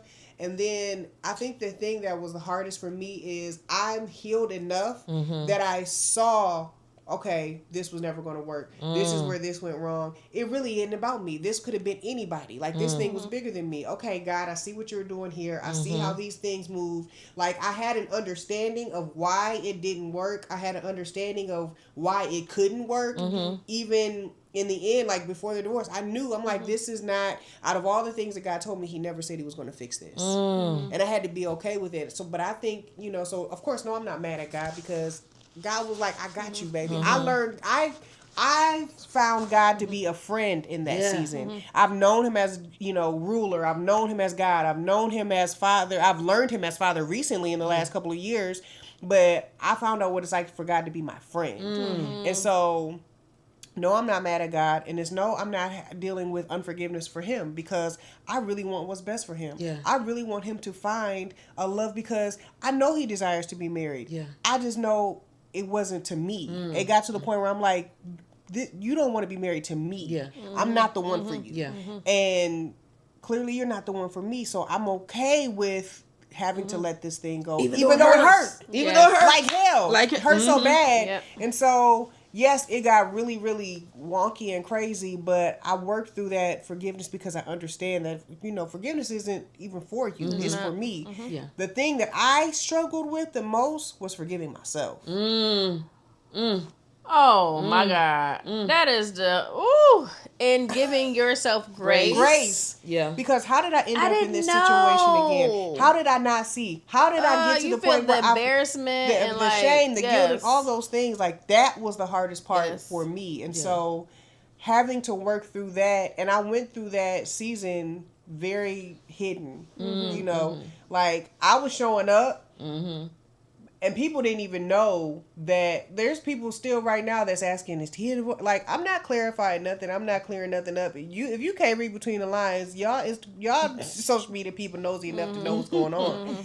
And I didn't feel led to speak about it directly, because now that I'm actually being more vocal about it and talking about it, people are like, oh my God, are you okay? And what's going on? I'm like, I'm great. I'm good now. because when I was going through hell, y'all didn't know. I Mm-hmm. went through that season silently, and so now that I'm past a lot of it, and it's a death, so there's going to be stages of grief. There's going to be good days, bad days, all those other things, but I'm equipped enough because I've had to do so much healing over the years that I have an understanding of, okay, I had to go through this. This was a lesson. I don't take no losses. So this was a lesson. I got the lesson. Okay, God, now what's next? Yeah. What do you have for me next? Because Yeah. I know for a fact that you're not going to take nothing from me if you're not replacing it with an upgrade. So now I'm excited about what does this look like? Yes. Yeah. And then you can also be in a where you're grieving the old thing. You're grieving what was, what could have been. And you're also excited for the new, but you're also grieving the new. Yeah. Like, I'm starting over all over again. Here we are again. Okay, I had to start from scratch. And so, yes, new beginnings are like an even playing field, but then it's also like, okay, now here's all these pieces. So now what am I supposed to do? For me, it was like grieving all of the plans I made in my head. Yeah. I'm like, you mean we not gonna grow old and all the stuff we supposed to do 10 years from now? It's like the anxiety that comes with like, it's like, man, you just, man. Whack. Whack. Wiggity, wiggity, I whack. had I had plans. You was supposed to go here and Yes. do this and build this thing and, you know, it's you not just gonna messed it happen. all up. But I'm at the place where I'm Yeah. excited Yes. again. Me too. But that's a beautiful place to be, though. Because I know, okay, I have it now. The ball is in my court again. So what do I want my life to look like? What are the things that I'm not happy with? What do I need to change? Where do I need to pivot? Because now I'm free. Yeah. You know what I'm saying? Yeah. So, and not just free to say it from free from marriage or anything like, but I'm free. Like God is like, I'm giving you a fresh start. I'm giving you a new beginning. What are we going to do with this? Like, what is this going to look like? And so I'm excited because I already know It's going to be crazy. God about to show out. And just being open to all the possibilities and not like it's positive. It's you're excited, you're happy, you're fulfilled, and like, you know, I'm like, yes, let's see what we got going on here. In my head, I'm here. Won't he do it? God's got a blessing. Yes. With your name on it. You know that was my song. That song got me through when I was sick. I listened to that song every day. Yeah. And there's a lot to be said when you lean on his promises. Yeah. And you just go, okay, not my will. Like when I told the one guy, I don't really want to be married. Yeah. But I'm not closing myself off to whatever God has for me. Because I trust whatever God has for me. Yeah. So if somebody comes to me and it's aligned and it's very much God ordained, because again, I'll pray you in, I'll pray you out. If I pray you in and then I attempt to pray you out, because if you ain't never said that prayer, Lord, if it's not for me, remove it. Period. Come through like a RICO case. Girl, Everybody. like a RICO. Everybody go. trouble. Everybody. But I remember, and this is going back even to Yeah. our friendship, when I had the realization that I said that prayer and nothing changed. Because I said it and my marriage ended. I said it and then that friendship ended. I said it and I was waiting. Yeah. I was talking to a guy at the time. We were doing, and I was expecting for all the things to come falling down, and I was like, this is the first time I said that prayer and nothing happened. Yeah. Yeah. And so just trusting that God has something for you. And if you submit to his will, he is going to blow your mind. Just be obedient. He has somebody for each of us who is, he's being prepared specifically for us. Yeah. And when he comes, we're going to know. There's going to be the knowing. Yep. It's going to be a, Yep. so yeah. So I'm excited to see what it looks like. But in the meantime, I'm going to figure out what it is I'm looking dating for. myself. I've definitely had more of myself. a positive outlook on like the future of dating and like, do I want to be married? I don't want to block my blessing. Yeah. You know, because of what God has for me to be married at 45, 55, or 65, I don't want to go into like, no, I don't want to. Yeah. And then I'll be screwed, you know, so I just want to be obedient and be open to all the possibilities and, you know, just be me and be ready for whatever is next. And be healed enough to be able to manage anything that's not, you know, may not be ideal. Absolutely. I love this for us. I know. Yes. It's like literally we're like 3 divorcees at various levels of divorces and experiences and just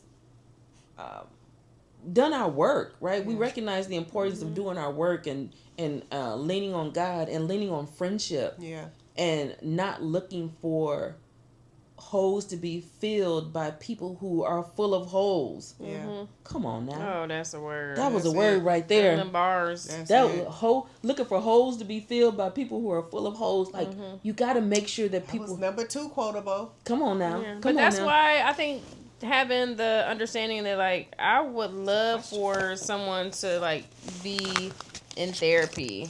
Please And be at in least be therapy. open Have to gone the to have gone to it. Like, that's a part of your lifestyle. Open Like, to it. because don't just be. Oh, what's the question, girl? What's the Hey, question? Keisha. Hey, Keisha. Keisha says, how long was the grieving process for you guys? I feel like I've been in it too long. Oh, wow. Okay, who want to start? Because The grieving, I think the grieving process comes in waves. It comes in waves, and healing is not linear at all. Yeah. And so grief looks different, right? Because again, I was with my ex-husband for 28 years. We were together 28 years. We have 4 daughters, and there were things that I hoped or leveraged or gave up for that life, right? And so I grieved the version of me that I would have been had I not given up so much, had I not betrayed myself. I grieved the family unit that my children knew. That's still hidden me. Yeah. Like it comes in different ways, but I think the thing about grief is recognizing that it may stay with you longer than you anticipate, but it's part of the process. And it's okay. It's okay to make a good decision for yourself and still feel bad about certain aspects of it, or for it to hurt a little bit. And you can hurt and heal at the same time. Yeah. Just because it hurts doesn't mean that you're not healed. Yeah. I think for me, I got divorced in 2019. That was probably the easiest breakup because I was already a single parent. I felt, I was already emotionally detached because I was dealing with a lot of verbal and emotional abuse. So I was already done. I was just waiting for it wasn't hard, so I don't feel like I really went through grief. I was like pissed off, just because I was exhausted, just going through the process of things and a lot of trauma, after that happened. But, and then, my more recent breakup, that was hard. I think that process was like probably a year in the midst of it. And then like another year after, it really kind of solidified. So, that took a little longer. So it depends on what the attachment looks like, who it is, and all the things. But I think it's complete. Those 2 breakups were completely different. The grieving processes. For me, my divorce is fresh. The separation happened about a year ago, but the divorce wasn't officially final until a couple of months ago. So it's still new, but I had the opportunity to grieve through it, and I was very intentional with saying like I have to heal through this because I don't want to just tuck this away and then visit it later and it comes up and rears ugly head.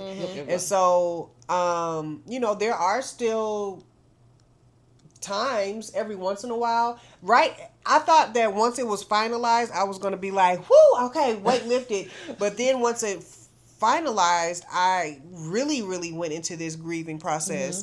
And it was because I think I was so exhausted that it lasted so long that I was like, I thought I would be more relieved, but then after it ended, finally I'm like, okay, like I was just emotionally exhausted. And then it started triggering other things. And so the grief wasn't just connected to that loss. Then other stuff started to kind of come up for me, like father wounds and things like that. Other things that I had, other traumas, other traumas that were connected to the trauma that led me in a relationship in the first place. Yeah. Let's talk about that. Yeah. And so I think for me, it was like I went for about a month. I was just in a really, really bad place. Like I didn't want to go anywhere. I just kind of stayed home. I just wanted to be in bed. I just felt really, really bad. And then, like, I realized I had this like aha moment, and it must have been the Holy Spirit that I was just like, okay, how long am I going to allow this to wound me? Because I had to give myself permission to put it down and let it go. Because first of all, I'm grieving something that God told me to release.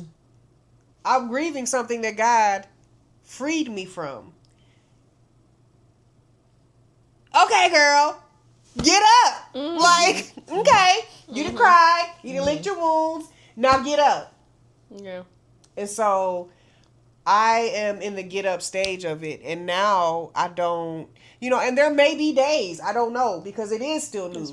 But I've given myself permission to let it go and release it. And so I don't want that. I don't want that for me. I don't want to stay stuck in it. Like, I want to move forward from it. And I know that it's still, in some ways it's new, but it's not new. Yeah. Like, it lasted, the process was a year. Like, it's not a new thing. And so I had to be intentional with allowing myself to feel how I felt when I felt it.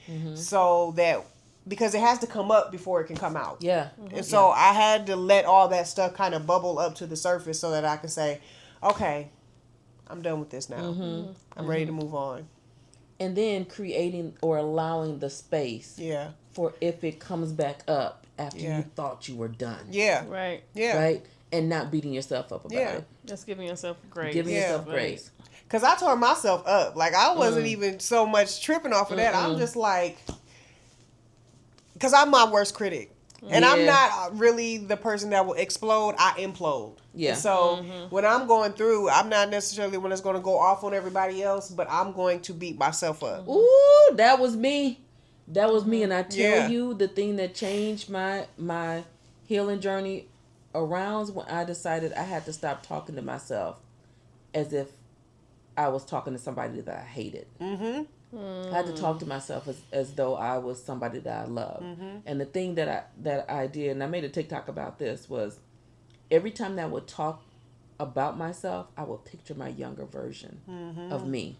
Like, I would see this little kid, and I'd be like, she doesn't deserve that. Yeah. And oftentimes when we're talking and we're doing that negative talk to ourselves, it's not even the voice of us. It's the voice of other people. It's the voice of the enemy. Yeah, because the enemy will keep you in that echo chamber. Yeah, with his thinking self. And when I was able to release that, it allowed me to not beat up on myself, and it kicked me out of the process of grief, of disappointment, of, man, like, this decision that I made it harder on everybody, right? So I had to deal with some of that because, all my kids knew was mommy and daddy together. Yeah. Now there's no family home. There's no place to gather. There's no, like, everybody spread out, but we all recognize it was the best thing. And so we can hold two competing thoughts and understandings at the same time.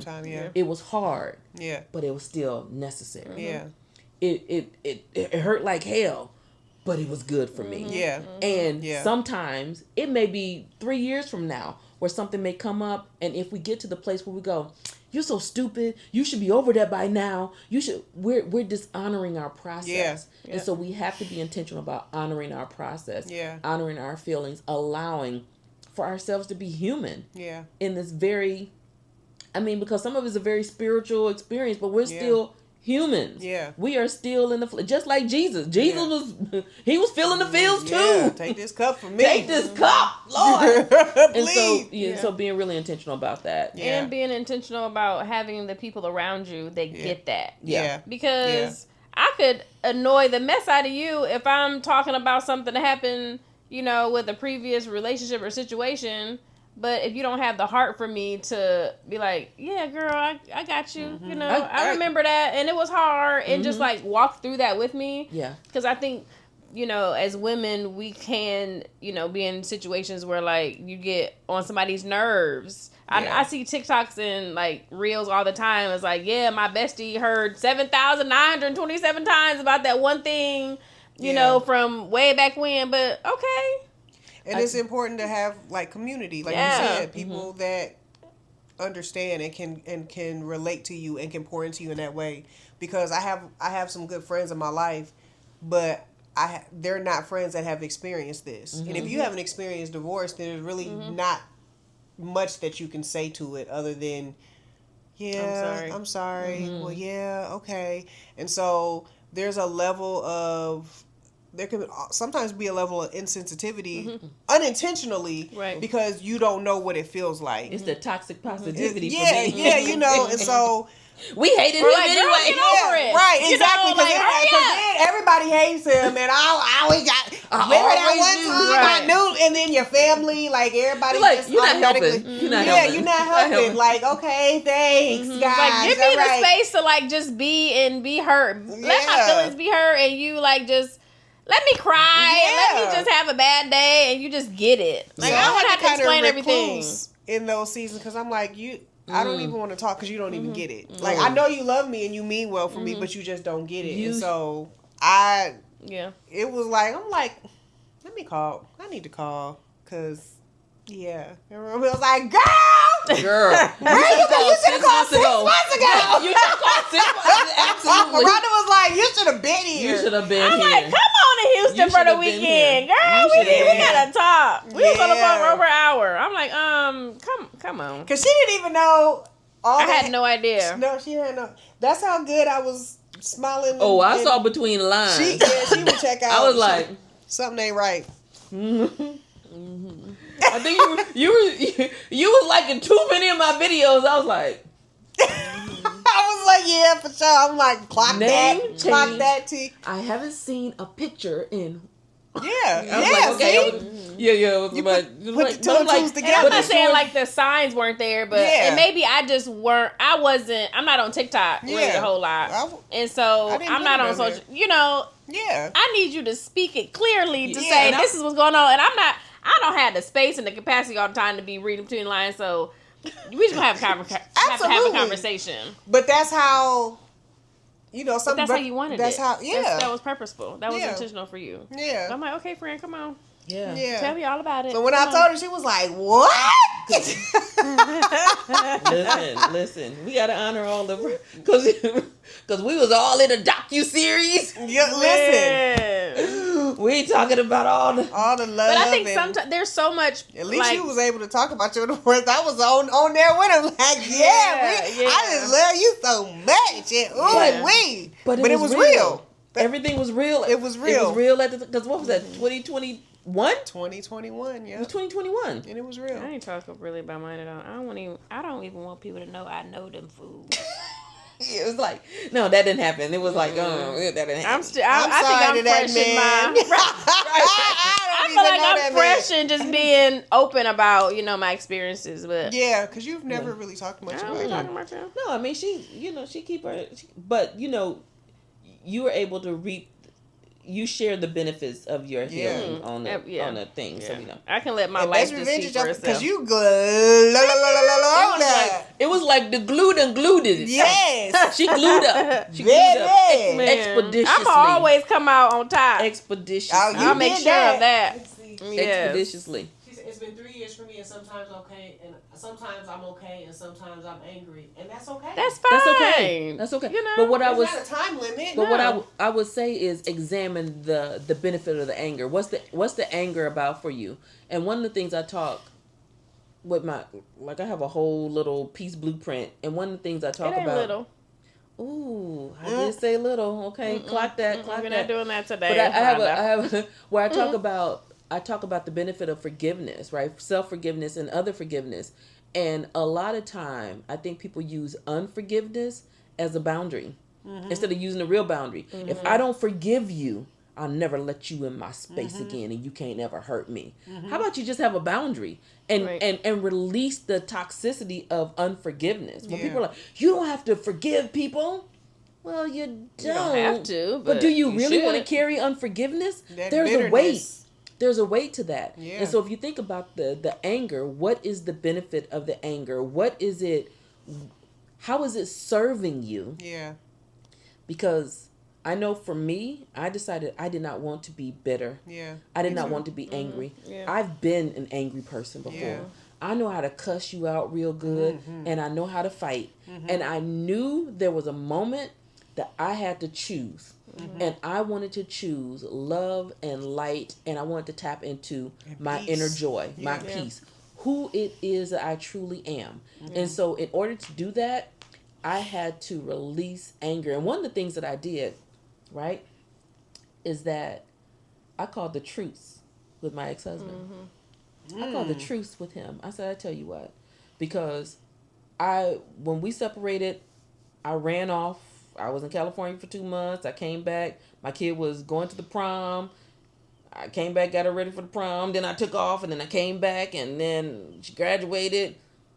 And I was planning on leaving again, so I wasn't around a lot. And every time that we talked maybe 3-4 times in those 4 or 5 months. Every time that we talked, I found myself cussing him out. The conversation went. And we weren't really cuss you out kind of people.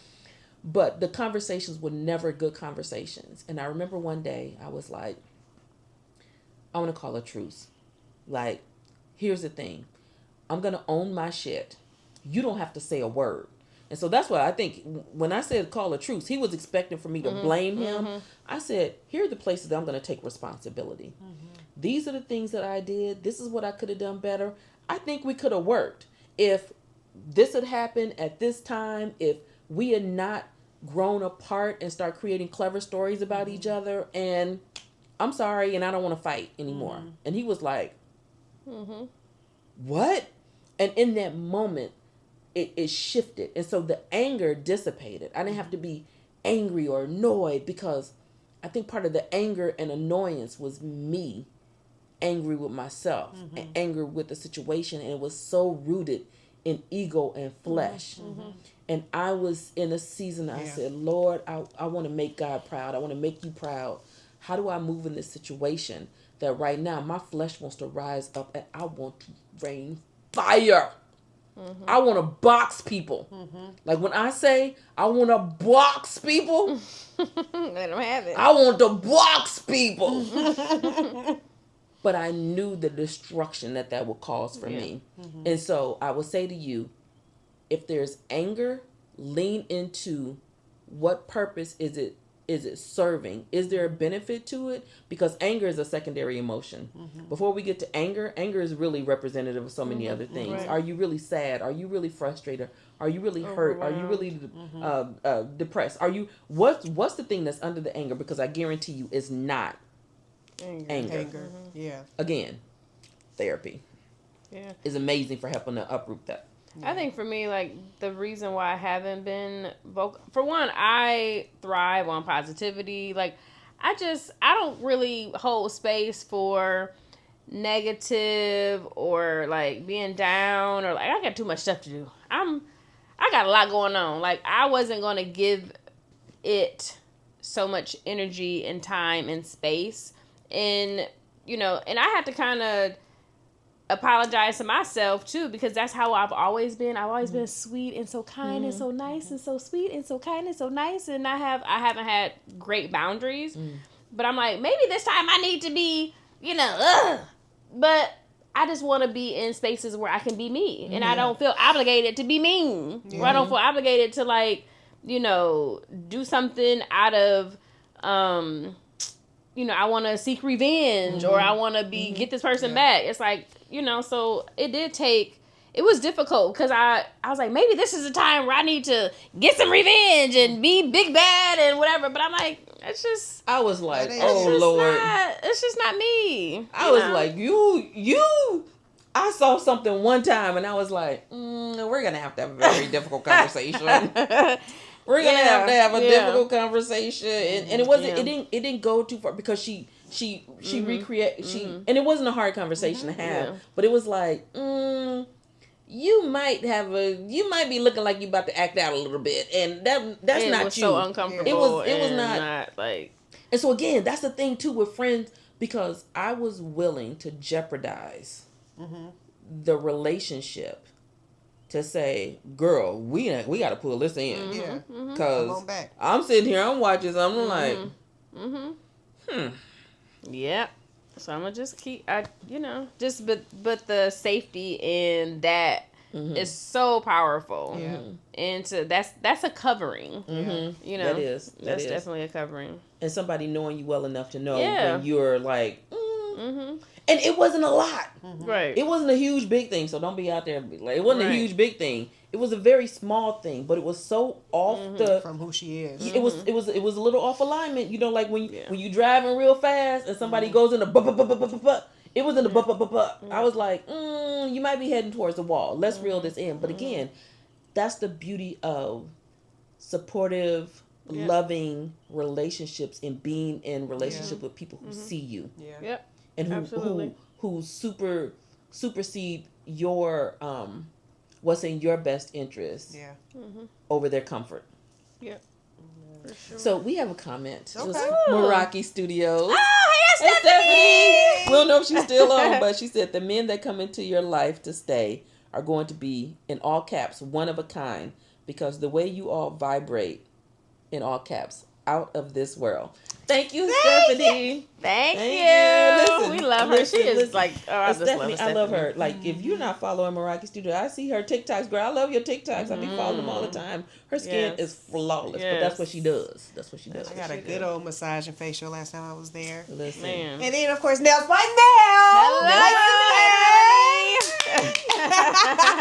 We're going to support our besties. Okay. Support the For ladies. sure. And with that being said, I mean, there's a lot. I've benefited throughout my lifetime with a lot of beautiful, encouraging relationships. Like I said, I had the same best friend since I was in second grade. And so all I knew was having long-term friendships and relationships. And then when shit started getting rocky, I didn't know how to handle that. Yeah. You know how people, you know how to win, but you don't know how to lose? I didn't know how to lose. I had never had a breakup. My divorce was my only breakup. That's wild to me. I am almost 55 years old. I never broke up with anybody except for my ex-husband. That, girl. No. And you rolled that. You stayed on that. It bull. was amazing. It was like the ideal. I mean, I'm not in everything, but I'm just saying, like, you handled that so well, and like you were so intentional about therapy and healing and just making sure you were okay and like having what you needed. So kudos to you. And that was the benefit. Thank you. Yes. But that was the benefit of not only who I am as a person, but also being a licensed therapist, being a coach, and deciding in that moment that I was going to start treating myself and speaking to myself like I would if I was a client. I'd be like, what would I say to a client? I would tell a client she needs to get her butt in therapy. I would say to a client, you don't need to do that. I would say to a client that you might need to stretch outside of your comfort zone, and making sure that I had a therapist, right? So that's I'm not only a client. Yeah. I'm a player president. Right. I know that's right. Like when you do the work. Yeah. But I knew I was at a crossroad where I was about to choose bitter. Yeah. I was about to choose angry. I was about to devolve into a space because I was experiencing at the time, come on, and this is a whole different conversation, a lot of spiritual warfare. That's a whole different conversation. episode on the next episode. That was on the next episode. There was a lot of spiritual warfare. And I remember saying to my ex-husband, like, this shit's so weird. Like, there's so much weird stuff. And these thoughts in my head. And I'm like, I think I'm under spirit. And I believe that the enemy's using you against me. And do you know what he said? Do you know what he said to me? So you saying it's my fault? You know what? Like, I'm like, that's shut when up. I knew. Get beneath me, Satan! That's when I was like, oh, I can't stay here. Yeah. Because if you don't understand that, then you're not equipped to fight. Yeah. And I'd rather not have you than have to fight for me and you. Yeah. You in the way. You in the way. Sticky. At this point, Yeah, you in the way. It's getting sticky. And so again, so like even the I had to go in deep. And this is what I will say for that friendship that ended in such a horrible way. I believe that God sent that or orchestrated that to help me to get closer to him, because not the ending of it, but I grew a lot spiritually in that relationship. I grew a lot spiritually. There was a lot of spiritual development. And part of that was the part that I was able to see and go, I think we're done here. I think we're done here. And so there was a lot of spiritual growth and even the understanding of what spiritual warfare looked like. And that if I'm in this place where the enemy is, when I tell you the enemy was molly-whopping my ass for a while, before I even understood. When I say I was depressed for 5 years and nobody Didn't know knew, it. Yeah. Right. people didn't know. People Yep. didn't, like Ramel would say, I can't imagine you. I can't imagine. Yeah. I was depressed Because for a when few we years, too. met and you were like, you said you were deep into it. I was in the thick of it. Yeah. I was in the thick of it. Yeah. I remember after. I was miserable then too. Girl. Yeah. See? I know. We was like I 3 think I blocks was from each other. Depressed my whole marriage. Golly. Looking back. I remember after our first therapy appointment, we went to therapy together, couples therapy. And this therapist, if I ever see her, and I rolled up on her one day, and my friend, literally what was funny is, my friend and I were talking beat about up her the because therapist? we were both going to her, and I was telling her, I was like, she was a shitty therapist. As a therapist, you know a shitty therapist. We were talking about her, pulled up at Peg's downtown South Bend, and she was sitting outside having breakfast. And my friend put the car in reverse, because I said, oh, because I'm healed. I'm back at my fighting weight. She about to hear from me. My first session with this lady, this is why you also have to vet therapists. Come on now, you can't just sit with your first therapist. A couple therapists, if you go to a therapist as a couple, the therapist should not let one person berate the other one in front of the other.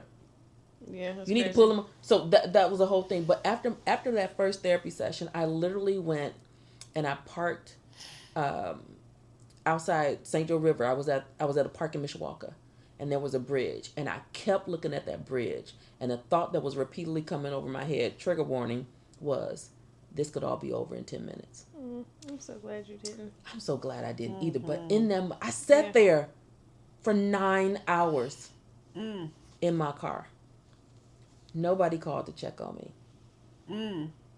And I thought the enemy was this could all be over in 10 minutes. Nobody knew that.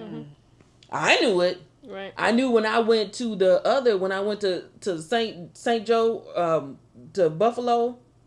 Yeah. Yeah. New Buffalo. New Buffalo. I knew I need to keep my butt in this car because I don't trust myself if I go outside. I knew these things, but I was fighting, and I didn't recognize how much of a spiritual battle it was. Yeah. And how the enemy was able to get into my marriage. Yeah. And, he'll use you as a tool or a fool. Yep. So, yeah. But, yeah, that's a whole different episode. Right.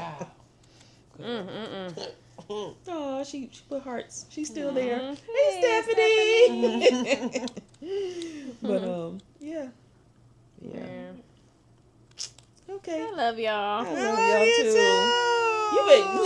You better get you one of these. What's Okay. that? Some supportive praying friends Period. that'll go to church with you, that'll lay their hands on you, that will pray Listen. for you, that will call you up out of a dark basement, that will fetch you from the Atlanta. Yes, ma'am. Yeah, listen. Come on. Come on. Get you Come one on, of these. y'all. Come on over here. Get you one of these. This was so With fun. them. It was. I think we should probably do some level of this again. We could do a part 2. We could do a Yeah. I have StreamYard, child. We could do we could all be on and stream I love live. that. Yeah. So we'll do a part 2 if y'all want a part 2, and you're gonna want a part 2 because we talk about really shoring up what a God ordained friendship, covenant sisterhood, what it looks like to have your healing, what it looks like to have faith as you do that, what it looks like to trust God with not only your romantic relationships but your platonic relationships and giving them their just due. Invest in your friendships. Yes. Invest in your friendships. Because I ain't letting mine go. Come on now. We ain't letting you go. No. They mopped me up from a pile of tea. The last time I was in Houston, I was crying and ugly. The retreat. Oh my yes. gosh. That's I the have to post a 45 minute hug. Oh my goodness. Come on now. We got pictures and video to Come prove on it. now. Yes. That was good. I forgot about that, but yes. All right. Come on now. I forgot about no interactions or none of that. More soon to come. Yeah, You yeah. gotta run that back. It's a lot. Run Oh, the there's retreat another back. relation. Okay. What we got? When I first met Ramel, she was in survival mode. She was happy, but I felt that survival mode. When I heard you speak, Rhonda, at the building near Central Park, part of Spark, I think, I heard you speak. Okay, there's some more. It didn't pop back up. She's still typing, I think. That's so But true. yeah. Cause I just be going. Oh. Go, go, go, go, go, go. I got stuff to do. But yes, right, yes. Yes. Building near Central Park. I heard you speak gems, but I sensed sadness. Yes. I was so sad. The last time I spoke to Tia, I felt her present, but distant. Come on. Come on. Is Stephanie just reading all of us? Girl, read. you come sit on the couch. She said, this all makes sense. Wow, you're telling your stories. I love this. Oh my god. Come on. Yeah. Oh. Yes. Come on. Let me make sure I screenshot these because we